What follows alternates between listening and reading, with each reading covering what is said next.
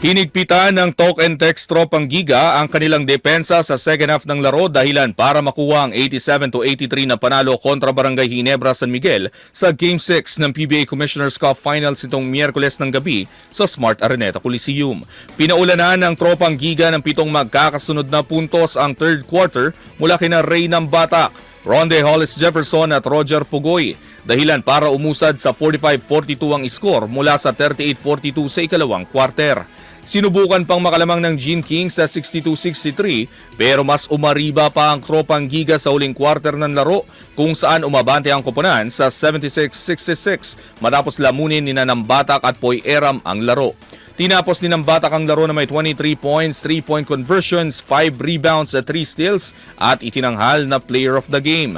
Tabla sa 3-all sa Best of 7 series ang Ginebra TNT at muling magsasalpukan para sa do or die Game 7 sa Biyernes alas 7:30 ng gabi.